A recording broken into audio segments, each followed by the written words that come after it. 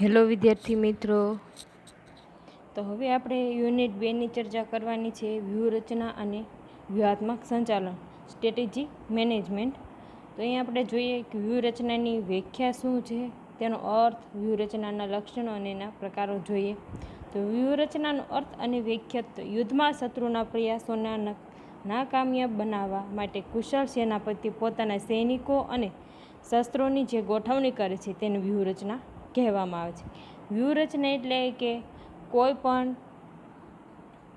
તૈયારી કરવાની કે અહીંયા એક કહ્યું છે કે નાકામયાબ બનાવવા માટે કુશળ સેનાપતિ પોતાના સૈનિકો અને શસ્ત્રોની જે ગોઠવણી કરે છે તેને વ્યૂહરચના કહેવામાં આવે છે. રમતગમતના ક્ષેત્રમાં પણ પ્રતિસ્પર્ધીને મહાત કરવા માટે ખેલાડી અગર ટીમ પોતાનો વ્યૂહ ઘડે છે. ધંધાના ક્ષેત્રમાં પણ નિશ્ચિત ઉદ્દેશ્યોને સિદ્ધ કરવા માટે પર્યાવરણ અને પરિસ્થિતિનો અભ્યાસ કરી આયોજનના ભાગ તરીકે ચોક્કસ વ્યૂહરચના અપનાવવામાં આવે છે. તો વ્યૂહરચનાનો ખ્યાલ મેળવવા માટે કેટલીક વ્યાખ્યાઓ જોઈએ. શ્રી R.N. એમ્પીના મતે કે વ્યૂહરચના એ એકમના હેતુઓને નિર્ધારણ કરવાની અને આ હેતુઓમાં ફેરફાર કરવાના નિર્ણયો લેવાની, હેતુઓ સિદ્ધ કરવા માટેના ઉપયોગમાં લેવામાં આવતા સાધનો અંગેના નિર્ણયો લેવાની અને આ સાધનોની પ્રાપ્તિનો ઉપયોગ અને નિકાલ માટેની નીતિઓ અંગેના નિર્ણયો લેવાની પ્રક્રિયાઓમાં પરિણમે છે. વ્યૂહરચના એ કોઈ એકમના હેતુઓ લીધો હોય, જે હેતુ નક્કી કર્યો હોય, એને ધ્યેય સુધી પહોંચવાનું છે, એમાં ફેરફાર કરવાના નિર્ણયો અથવા હેતુ સિદ્ધિ કરવા માટે જે ઉપયોગમાં લેવાતા સાધનો હોય એના અંગેના નિર્ણયો, સાધન પ્રાપ્તિ ક્યાંથી કરવી, એનો ઉપયોગ, એનો નિકાલ અંગેની નીતિના નિર્ણયો લેવામાં આવે છે. ત્યારબાદ ચેન્ડલરના મતે શબ્દોમાં આપણે કહીએ કે એકમના લાંબા ગાળાના પાયામાં ઉદ્દેશો નક્કી કરવા, આ હેતુઓની ઉદ્દેશોની સિદ્ધિ માટે જરૂરી કાર્યવાહીમાં અપનાવવી અને સાધનોની વહેંચણી કરવી તેને વ્યૂહરચના કહેવામાં આવે છે. ચેન્ડલર એવું કહે છે કે લાંબા ગાળા માટેના જે ઉદ્દેશો હોય એ નક્કી કર્યા હોય એને સિદ્ધિ માટે જે કાર્યવાહી અપનાવવામાં આવે છે અને સાધનોની જે વહેંચણી કરવામાં આવે છે એ વ્યૂહરચના કહેવામાં આવે છે. જોન્સન અને કેવાન સ્લોક્સના મતે જે વ્યૂહરચના એ વ્યવસ્થા તંત્રનું લાંબા ગાળાનું કાર્યક્ષેત્ર છે. વ્યૂહરચના એ લાંબા ગાળા માટે થતી પ્રક્રિયા છે જે બદલાતા પર્યાવરણ સાથે સાધનોને એવી રીતના ગોઠવે કે જેથી બજારની જરૂરિયાતો સાથે વિવિધ હિત જૂથોની અપેક્ષાઓ બજારની જરૂરિયાતો સંતોષવા સાથે જે વિવિધ જૂથો હોય એના હિત માટે પણ અપેક્ષિત સંતોષ આપે છે. વ્યૂહરચના એક પ્રકારની યોજના છે અને તેનો હેતુ એકમના ઉદ્દેશ્યને સિદ્ધ કરવાનો છે. આ હેતુથી તે એકમના પર્યાવરણ અને પરિસ્થિતિનો અભ્યાસ કરીને એકમના સાધનો દ્વારા મહત્તમ પરિણામ મેળવી શકાય અને એ રીતે સાધનોની ફાળવણી અને ઉપયોગ કરવાનો નિર્ણય લે છે. હેતુથી એકમના પર્યાવરણ અને પરિસ્થિતિનો અભ્યાસ કરવાનો છે. એકમના સાધનો દ્વારા જે મહત્તમ પરિણામો, જેટલા પરિણામો વધુ બને, જેટલા શક્ય હોય એટલા પરિણામો મેળવવાનો, સાધનોની ફાળવણી કરવાનો અને એનો ઉપયોગ કઈ રીતના કરવો એનો નિર્ણય લેવાનો છે. આમ વ્યૂહરચનામાં આ ઉદ્દેશોને સિદ્ધ કરવા માટે સાધનોની ફાળવણી તથા સાધનોના ઉપયોગમાં અનુસરવાની મુખ્ય નીતિઓનો સમાવેશ થાય છે. નિશ્ચિત ઉદ્દેશ્યની સિદ્ધિ માટેની તકો મહત્તમ બનાવી એ રીતે એકમના માનવીય અને ભૌતિક સાધનોની ફાળવણી કરવી એ વ્યૂહરચના છે. તદ્દન સરળ રીતે રજૂ કરીએ તો એકમના ઉદ્દેશો અને અમલમાં મૂકવાનો કાર્યક્રમ, જેમાં હરીફો, ગ્રાહકો, કર્મચારીઓ, સંભવિત કાર્યપ્રવૃત્તિઓ પર આધાર રાખી તર્કબદ્ધ રીતે નિર્ણયો લેવા માટે માર્ગદર્શન મળે છે, જેથી સંચાલનની નિર્ણયોમાં ફેરફાર કરવાની, જરૂરી કાર્યવાહી કરવાની તથા તે માટે સાધનોની ફાળવણી કરવા માટે તાર્કિક માર્ગદર્શન મળે છે. આપણે વ્યૂહરચનાના લક્ષણો જોઈએ કે વ્યૂહરચના આયોજન અને વ્યૂહાત્મક નિર્ણયો સાથે સંકળાયેલ છે. વ્યૂહરચના હોય એ આયોજન સાથે અને વ્યૂહાત્મક જે નિર્ણયો લીધા હોય એની સાથે સંકળાયેલું છે. આમ છતાં વ્યૂહરચના એ પૂર્વ પ્રવૃત્તિ છે. આમ છતાં જેમ આયોજન એ પૂર્વ પ્રવૃત્તિ છે એમ વ્યૂહરચના પણ એ પૂર્વ પ્રવૃત્તિ છે. વ્યવસ્થા તંત્રને અસર કરતી અને વ્યવસ્થા તંત્રના ચોક્કસ લાભ માટે વ્યૂહરચના ઘડાય. કે વ્યવસ્થા તંત્રને અસર કરતી હોય અને એને ચોક્કસ લાભ આપે એવી વ્યૂહરચના ઘડવાની હોય છે. વ્યૂહરચના વ્યવસ્થા તંત્રની પ્રવૃત્તિઓને અસર કરે છે. વ્યવસ્થાતંત્ર જે પર્યાવરણમાં કાર્ય કરે છે તેની સાથે વ્યવસ્થાતંત્રની પ્રવૃત્તિઓને મેળ બેસે છે. ત્યારબાદ જોઈએ વ્યૂહરચના દ્વારા અસ્તિત્વમાં હોય તેવા સાધનોની ઓળખ મેળવવામાં આવે કે જે સાધનો હાલમાં હોય અથવા તો અસ્તિત્વમાં હોય તે સાધનોની ઓળખ મેળવવા માટે અને તેને પાયામાં રાખી બજારમાં નવી તકો શોધવામાં આવે છે. વ્યૂહરચનાને આધારે વ્યૂહાત્મક નિર્ણયો લેવાય છે જે કાર્યાત્મક નિર્ણયોને અસર કરે છે. જે નિર્ણયો લીધા હોય તે કાર્યાત્મક નિર્ણયોને અસર કરતા હોય છે. વ્યૂહરચનાનો વ્યવસ્થાતંત્રના સત્તા માળખાને અસર કરે છે. હેતુઓ સિદ્ધ કરવાની દિશામાં નિર્ણયો લેવાની અને યોજના ઘડતરમાં ઉપયોગમાં લેવાતી એક યુક્તિ છે. વ્યૂહરચનાઓ વ્યવસ્થાતંત્રને સત્તા માળખામાં અસર કરે અને હેતુઓ સિદ્ધ કરવાની દિશામાં નિર્ણયો લેવાની હોય, યોજના ઘડતરમાં ઉપયોગ લેવાની હોય એક યુક્તિ છે. ધંધાકીય એકમના હેતુઓ નિર્ધારણ કરવાની, હેતુઓમાં ફેરફાર કરવાની અને નીતિઓ અંગેના નિર્ણયો લેવાની પ્રક્રિયામાંથી પરિણમે છે. એકમના ઉદ્દેશો અને ધ્યેયોને અમલમાં મૂકવાનો એક કાર્યક્રમ છે. તો ઉપલબ્ધ સાધનોની ફાળવણી અને ઉપયોગ માટેનું માર્ગદર્શન પૂરું પાડતી એક તાર્કિક પ્રક્રિયા છે. અર્થાત એકમ પાસે મર્યાદિત સાધનો છે તેનો સ્વીકાર કરે છે. જે ઉપલબ્ધ સાધનો હોય એની ફાળવણી, એનો ઉપયોગ, એના વિશેનું માર્ગદર્શન, એની તાર્કિક પ્રક્રિયા કઈ રીતના કરવી, અર્થાત એકમ પાસે જે મર્યાદિત સાધનો છે એનો સ્વીકાર કરવાનો છે. પરિસ્થિતિ, સંજોગો તથા ગ્રાહકો, કર્મચારીઓ, લેણદારોની સંભવિત કાર્યપ્રવૃત્તિનો આધાર રાખી સંચાલકનું વર્તન ઘટે છે. કે પરિસ્થિતિ, સંજોગો તથા ગ્રાહકો, કર્મચારીઓ, લેણદારોની જે સંભવિત કાર્યપ્રવૃત્તિ હોય એના આધારે સંચાલનનું વર્તન ઘટે છે. વ્યૂહરચનાના ઉદ્ભવ સ્થાનો જુદા જુદા હોય છે. કે વ્યૂહરચના ઊભી થવાના ઉદ્ભવ સ્થાનો જુદા જુદા હોય છે. વ્યૂહરચનાના પ્રકારો કે મુખ્ય વ્યૂહરચના, સંકલિત વ્યૂહરચના, નિષ્પન્ન અગર પૂરક વ્યૂહરચના, ગૌણ વ્યૂહરચના, સંકલિત વ્યૂહરચના, પરિસ્થિતિમૂલક વ્યૂહરચના, કાર્યકારી વ્યૂહરચના. તો અહીંયા પહેલું જોઈએ કે મુખ્ય વ્યૂહરચના કઈ છે. સમગ્ર એકમને સર્વગ્રાહી દોરવણી આપતી અને સાધનોના ફાળવણી કરતી વ્યૂહરચનાને મુખ્ય વ્યૂહરચના કહે છે. ધંધાકીય એકમમાં આવી વ્યૂહરચના માર્કેટિંગ, નવી વસ્તુ વિકાસ, નાણાં વ્યવસ્થા, માનવીય સાધનો વગેરે ક્ષેત્રોમાં હોઈ શકે. કે જે આ વ્યૂહરચના છે એ ધંધાકીય એકમમાં એવી વ્યૂહરચના માર્કેટિંગ હોય કે નવી વસ્તુના વિકાસ અંગેની કે નાણાકીય ક્ષેત્રમાં કે માનવીય જે સાધનો હોય એમાં પણ આ વ્યૂહરચના હોઈ શકે. આ ક્ષેત્રમાં મુખ્ય વ્યૂહરચનાનો એકમના મુખ્ય હેતુને પૂરક હોય છે. યુદ્ધના ક્ષેત્રમાં સૈનિકો અને સાધનોની પ્રાપ્યતા અને ફાળવણીને લગતી વ્યૂહરચના મુખ્ય વ્યૂહરચના છે. કે જે સાધનોની પ્રાપ્યતા અંગે અને ફાળવણીને લગતી વ્યૂહરચના મુખ્ય છે. એકમના હેતુ સિદ્ધિના ક્ષેત્રમાં એકમને પ્રાથમિક ઘાટ આપનાર વ્યૂહ મુખ્ય ગણાય. જે એકમના હેતુની સિદ્ધિ માટે જે ક્ષેત્રમાં પ્રાથમિક ઘાટ આપનાર વ્યૂહ છે એ મુખ્ય છે. મુખ્ય વ્યૂહરચના એકમના અન્ય પગલાંને પાયાની અસર કરે છે. દાખલા તરીકે કંપની માર્કેટિંગના ક્ષેત્રમાં જાહેરાત અને વેચાણ વૃદ્ધિ દ્વારા વેચાણની મુખ્ય વ્યૂહરચના અપનાવે છે. તો તેના બીજા ક્ષેત્રોમાંની પ્રવૃત્તિઓ અને નીતિઓ તેને અનુરૂપ રાખવા પ્રેરાય છે. નવી વસ્તુનો વિકાસ કરતી વખતે ભાવ કાપની નીતિ અપનાવવી ન પડે તે અંગે કાળજી રાખવી. કે જે નવી વસ્તુ અપનાવતા હોય ત્યારે ભાવ કાપની નીતિ અપનાવવી ન પડે તે ખાસ કાળજી રાખવી. નિષ્પન્ન અથવા પૂરક વ્યૂહરચના કે મુખ્ય વ્યૂહરચના પર આધાર રાખનાર અને તેમને પૂરક હોય તેવી વિવિધ વ્યૂહરચના એકમમાં જરૂરી બને છે.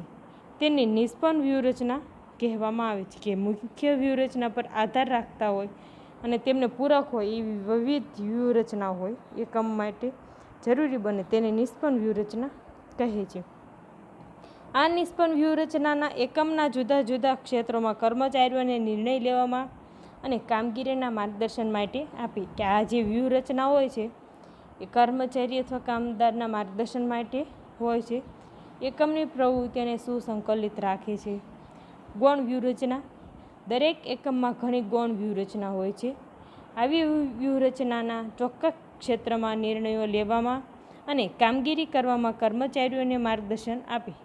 દરેક એકમની જે ગૌણ વ્યૂહરચના હોય એ વ્યૂહરચનાના ચોક્કસ ક્ષેત્ર હોય, ચોક્કસ જે ક્ષેત્ર નક્કી કરેલું હોય એમાં નિર્ણયો લેવા અને એની કામગીરી કરવામાં કંપનીઓને માર્ગદર્શન આપે છે. પરંતુ કંપનીના સમગ્ર સંચાલનમાં તેની ખાસ મહત્ત્વ હોતું નથી. કંપનીની મુખ્ય વ્યૂહરચના સાથે તે સંબંધિત ન પણ હોઈ શકે. દાખલા તરીકે, કંપનીને માટે જરૂરી સાધનસામગ્રી ખરીદવાની સામાન્ય નીતિ હોય છે, પરંતુ નાણાકીય સાધનોનો અભાવ હોય તો સાધનોની ભાડેથી રાખવાની નીતિ હોઈ શકે. સંકલિત અને સંયુક્ત વ્યૂહરચના. ધંધાકીય એકમમાં માત્ર એક જ વ્યૂહરચના હોતી નથી. ઘણા ખરા એકમમાં વ્યૂહરચનાનો સમૂહ હોય છે. જુદા જુદા ક્ષેત્રોમાં અલગ અલગ વ્યૂહરચનાઓ હોય છે. માર્કેટિંગ, નાણાં વ્યવસ્થા, કર્મચારી વ્યવસ્થા, નવી વસ્તુ વિકાસ વગેરે ક્ષેત્રોમાં પરસ્પર આધારિત વ્યૂહ એકમ ધરાવી શકે. તો આવી કંપનીની સંકલિત વ્યૂહરચનાના અસ્તિત્વમાં આવે કે જે સંકલિત વ્યૂહરચના હોય કે માર્કેટિંગ, નાણાં, કર્મચારી, નવી વસ્તુ પરસ્પર જે આધારિત વ્યૂહ હોય એમાં એકમ ધરાવી શકે અને અથવા એવી કંપનીની સંકલિત વ્યૂહરચના અસ્તિત્વમાં આવે છે. પરિસ્થિતિમૂલક વ્યૂહરચના કે વ્યૂહરચનાના ચોક્કસ પરિસ્થિતિ અને વાતાવરણના સંદર્ભમાં ઘડાય છે. આ પરિસ્થિતિ અને વાતાવરણ બદલાય તો નવા વ્યૂહ જરૂરી બને છે. આથી સંચાલકે સાવચેતી ખાતર વૈકલ્પિક વ્યૂહરચના તૈયાર રાખવી પડે. સંજોગો બદલાય તો મૂળ વ્યૂહરચનાને બદલે આ વૈકલ્પિક વ્યૂહરચનાનો અમલ કરવામાં આવે છે. કે અમુક સંજોગો અનુસાર જે પરિસ્થિતિમૂલક વ્યૂહરચના હોય તો સંજોગો અનુસાર વ્યૂહરચના બદલવામાં આવે છે તેને પરિસ્થિતિમૂલક વ્યૂહરચના કહે છે. મૂળ વ્યૂહરચનાને બદલે આ વૈકલ્પિક વ્યૂહરચનાનો અમલ કરવામાં આવે છે. આવી વ્યૂહરચનાને પરિસ્થિતિમૂલક વ્યૂહરચના કહે છે. કાર્યકારી વ્યૂહરચના જોઈએ કે ગ્રાન્ટ વ્યૂહરચનાનું ઘડતર ઉચ્ચ સંચાલન દ્વારા થાય છે, જ્યારે કાર્યકારી વ્યૂહરચનાઓના ઘડતરમાં વિભાગીય અધિકારીઓ અને અન્ય તાબેદારોનો સામેલ કરવામાં આવે છે. ઉત્પાદન બજાર, નાણાં, કર્મચારી વગેરેના કાર્ય અંગેની ટૂંકા ગાળા માટેની વ્યૂહરચનાઓને કાર્યકારી વ્યૂહરચના કહે છે.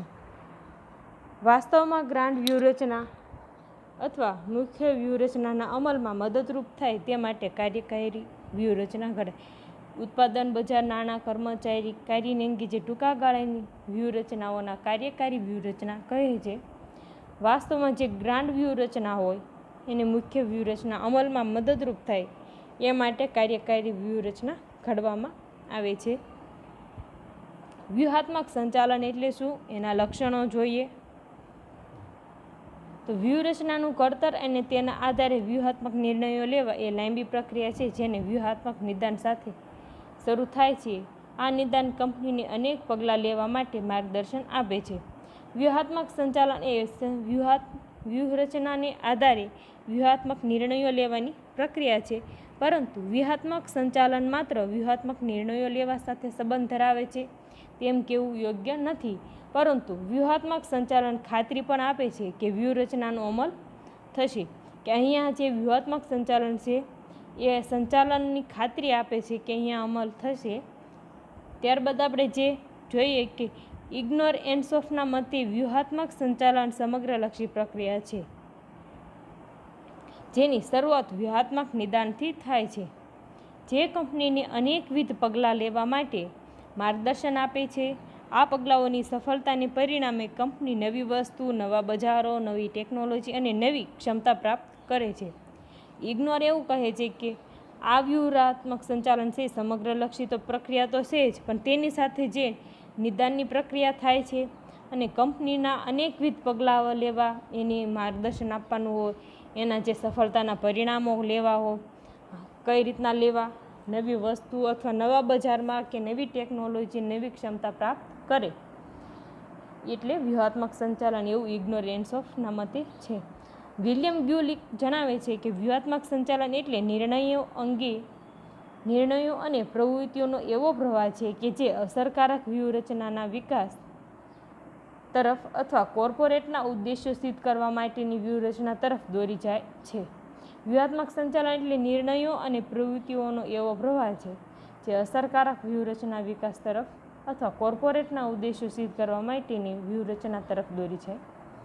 જ્હોન પીટરસન અને રિચર્ડ બી રોબિન્સન વ્યૂહાત્મક સંચાલનને ઉદ્દેશલક્ષી વ્યાખ્યા આપતા જણાવે કે વ્યૂહાત્મક સંચાલન એટલે વ્યવસ્થાતંત્રના ઉદ્દેશોની સિદ્ધિ માટે ઘડવામાં આવતી અને અમલમાં મૂકવામાં આવતી વ્યૂહરચનાઓ અને તેના પરિણામરૂપ ઉદ્ભવતા નિર્ણયો અને કાર્યોનો સમૂહ છે. વ્યૂહાત્મક સંચાલન છે વ્યવસ્થાતંત્રના ઉદ્દેશો સિદ્ધ કરવા ઘડવામાં આવે છે, એનો અમલ કરવામાં અને તેના પરિણામમાં ઉદ્ભવતા જે નિર્ણયો અને કાર્યોનો સમૂહ છે. વ્યૂહાત્મક સંચાલનના લક્ષણો જોઈએ કે તે વર્તમાનલક્ષી અને ભવિષ્યલક્ષી છે. વ્યૂહાત્મક સંચાલન ભવિષ્ય માટેની વ્યૂહરચનાને અમલમાં મૂકે છે, જેના પરિણામે ભવિષ્યમાં મળે છે, નહીં કે વર્તમાન સ્થિતિમાં ક્ષેત્રમાં હરીફોને મહાન કરવા અથવા તેમને બજાર છોડી ચાલ્યા જવાની વ્યૂહરચના અમલમાં મૂક્યા પછી તેના પરિણામો માટે રાહ જોવી પડે છે. વિશ્વ સ્તરે જાપાનીઝ કંપનીઓ અમેરિકન કંપનીઓને મહાત કરતી જાય છે કે જે જાપાનીઝ કંપનીઓ હોય છે અમેરિકન કંપનીઓને પણ હરાવતી જાય છે અથવા પાછળ છોડતી જાય છે. તે માટે જાપાનીઝ કંપનીઓ પરિણામો મેળવવા માટે લાંબા ભવિષ્ય સુધી રાહ જોઈ શકે છે, જ્યારે અમેરિકા કંપનીઓ માટે શક્ય નથી. દ્રષ્ટિ અને કંપનીના અસ્તિત્વ માટેનું જીવન ધ્યેય. સંસ્થા કે કંપની ભવિષ્યમાં ક્યાં હશે તે અંગેના ખ્યાલ એટલે દ્રષ્ટિ. દ્રષ્ટિ દિશા સૂચન કરે છે કે ભવિષ્યમાં કંપની કયા સ્થાને જવાની છે, જ્યારે એકમ કે કંપનીના અસ્તિત્વનું જીવન એટલે કંપનીનો મુખ્ય ઉદ્દેશ અને લક્ષ્યોની સ્પષ્ટીકરણ કરવું. જીવન ધ્યેયને અનુરૂપ વ્યૂહરચનાઓનું ઘડતર અને અમલીકરણ થાય. 1983માં અમેરિકાની જનરલ મોટર કંપની અને જાપાનની ટોયોટા મોટર કંપની વચ્ચે સંયુક્ત સાહસના સ્વરૂપે બંનેએ અમેરિકાના કેલિફોર્નિયા રાજ્યમાં મોટરનું કારખાનું શરૂ કર્યું. ત્યારે તેના ઉદ્દેશો સ્પષ્ટ હતા કે માલની ગુણવત્તા સાથે ઉત્પાદકતા છે એ પણ વધારવાની છે, સુધારણા પર ભાર મૂકવાનો, અંકુશના સંદર્ભમાં કામદારો સાથે રાખી નિર્ણયો લેવાના. અહીં કંપનીએ દૂરદેશી દ્રષ્ટિ અપનાવી. તેનું સ્થાન ક્યાં હશે તે નક્કી કરવા કંપનીએ તેના જીવન ધ્યેયનું સ્પષ્ટીકરણ કર્યું. પરિણામે કંપની ગુણવત્તાની દ્રષ્ટિએ જગવિખ્યાત થઈ અને વિશ્વકક્ષાએ સ્થાન પામ્યું છે. જો કે આ કંપનીઓ જુદી જુદી વ્યૂહરચનાઓ તૈયાર કરી અમલમાં મૂકી હતી. તો ટીમવર્ક વ્યૂહરચના અપનાવી કે જે બે કંપનીઓ હોય એ ભેગી મળીને બંનેના ઉદ્દેશો એક હોય તો ટીમવર્ક કરશે તો એ કાર્ય સારી રીતના થઈ શકશે.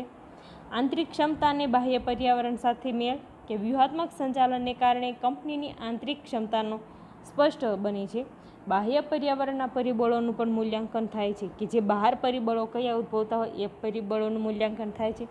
પરિણામે વ્યૂહાત્મક સંચાલન આંતરિક ક્ષમતાઓ અને બાહ્ય પર્યાવરણ વચ્ચે મેળ બેસાડી શકે. દાખલા તરીકે કેટલીક કંપનીઓ જાહેરાતો પાછળ લખલૂટ ખર્ચા કરવાને બદલે સામાજિક જવાબદારી ઉપાડી લે છે. અમેરિકાની બેન એન્ડ જેરી કંપની પર્યાવરણની જાળવણી માટે તેના આઈસ્ક્રીમના વેચાણમાંથી મળતો અમુક નફો પર્યાવરણની જાળવણી પાછળ ખર્ચ કરે છે. અથવા આ વ્યૂહાત્મક નિર્ણયનું પરિણામ એ આવ્યું કે જાહેરાતો પાછળ લખલૂટ ખર્ચા કર્યા સિવાય કંપની તેના આઈસ્ક્રીમનું વેચાણ વધારી શકી હતી કે જે કંપની પર્યાવરણ પાછળ જે ખર્ચો કરતી એના લીધે પણ એના વેચાણમાં વધારો થઈ ગયો. વ્યૂહાત્મક વિશ્લેષણ અને પસંદગી કે ધ્યેય સિદ્ધિ માટેના વિવિધ વિકલ્પો હોય એનું વ્યૂહાત્મક રીતે પર્યાવરણના સંદર્ભમાં વિશ્લેષણ કરી કંપનીના જીવન ધ્યેયના સંદર્ભમાં ઇચ્છિત માર્ગોની પસંદગી વ્યૂહાત્મક સંચાલનમાં થાય છે કે જે જીવન ધ્યેયના સંદર્ભમાં ઇચ્છિત માર્ગો હોય એની પસંદગી માટે વ્યૂહાત્મક સંચાલનમાં થાય છે. ઉચ્ચ સંચાલન દ્વારા વ્યૂહાત્મક નિર્ણયો અને તેનું અમલીકરણ સમગ્ર એકમના બધા જ વિભાગોને અસર કરતું હોય છે. આથી વ્યૂહાત્મક નિર્ણયો ઉચ્ચ સંચાલન જ છે. જે વ્યૂહાત્મક નિર્ણયો છે એ ઉચ્ચ સંચાલન જ છે.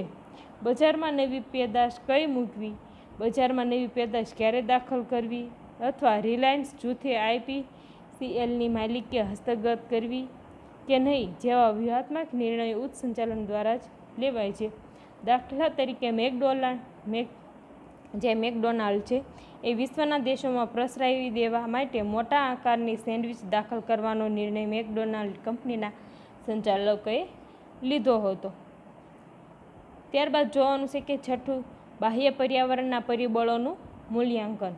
કંપનીને અસર કરતા બાહ્ય પર્યાવરણના પરિબળોનો અભ્યાસ થાય છે બહારના પરિબળો અનુકૂળ જણાય તો કંપની વ્યૂહાત્મક નિર્ણયો લે છે. કે જો પરિબળો બાહ્ય પરિબળો હોય તે અનુકૂળ જણાય તો વ્યૂહાત્મક નિર્ણયો લે છે. જો કે કોઈક વખત કંપની માટેના બાહ્ય સંજોગો વિપરીત હોય ત્યારે વિપરીત સંજોગોમાંથી બહાર નીકળવા માટે પણ વ્યૂહરચના અપનાવવામાં આવે છે. દાખલા તરીકે જે બહુરાષ્ટ્રીય કંપનીઓ વિશ્વના જુદા જુદા દેશમાં ભાવનીતિ જુદી જુદી અપનાવે છે કારણ કે બાહ્ય પર્યાવરણના પરિબળો જ ફરજ પાડતા હોય છે. દાખલા તરીકે યુકે અને USA જેવા વિકસિત દેશોમાં સ્પર્ધાત્મક ભાવનીતિ હોય છે કે બંને દેશોમાં જે ભાવનીતિ હોય એ સ્પર્ધામાં હોય, જ્યારે આફ્રિકા અને એશિયાના કેટલા દેશમાં યોગ્ય કિંમત નીતિ અપનાવે છે. સાધનોનો મહત્તમ ઉપયોગ વ્યૂહાત્મક નિર્ણયોના અમલીકરણ માટે કંપનીએ તેના સાધનોનો મહત્તમ રીતે કરવો પડે છે. બહારથી પણ સાધનો મેળવવા પડે છે અને બહારથી સાધનો મેળવવા માટેના વ્યૂહરચના ગોઠવવી પડે છે.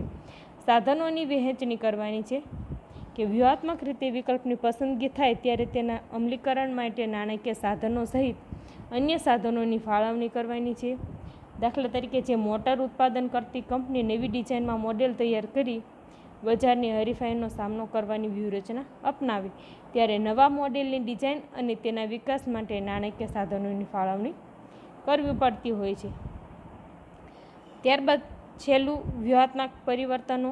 વ્યૂહરચનાઓનું નિશ્ચિત સમયના અંતરે મૂલ્યાંકન કરવાની કોઈકવાર વ્યૂહાત્મક પરિવર્તન અપનાવવા પડે છે કે જે નિશ્ચિત સમયના અંતરે મૂલ્યાંકન કરવાની કોઈવાર જ્યાં પરિવર્તનો અપનાવવા પડે છે. તો ઉદારીકરણની નીતિને કારણે વિશ્વની અન્ય કંપનીઓને ભારતમાં પ્રવેશથી રોકવા માટે ભારતની ઘણી કંપનીઓએ વિશ્વ સ્તરની અન્ય કંપનીઓ સાથે સહયોગ કરાર કર્યા છે. ભારતની જે અન્ય વિશ્વની જે કંપનીઓ હોય એને ભારતે વિશ્વની કંપની સાથે કરાર કર્યો છે. 1985માં અમેરિકાની મોટરોલા કંપનીએ જાપાનની કંપનીઓને યુરોપના બજારમાં પ્રવેશથી અટકાવવા માટે મોટરોલા કંપનીએ યુરોપની કંપનીઓ જોડે આવા કરારો કરી જાપાનની કંપનીઓને યુરોપના બજારમાં પ્રવેશથી રોકી હતી. કે અહીંયા જે યુરોપની કંપનીઓ છે એ જાપાનમાં પ્રવેશથી રોકવામાં આવી છે. તો અહીંયા આપણે જોયું એના લક્ષણો કયા છે, એના પ્રકારો જોઈએ, એની વ્યાખ્યા જોઈ. ત્યારબાદના આપણે નેક્સ્ટ લેક્ચરમાં ચર્ચા કરીશું કે વ્યૂહાત્મક સંચાલનનું કાર્યક્ષેત્ર અથવા તો કાર્ય વિસ્તાર શું છે. તો અહીંયા જે કાલનું આપણે જે નેક્સ્ટ લેક્ચર છે એમાં વ્યૂહાત્મક સંચાલન એ મોસ્ટ IMP ક્વેશ્ચન છે. તો આ લેક્ચર તમે એટેન્ડ કરો. થેન્ક યુ વિદ્યાર્થી મિત્રો.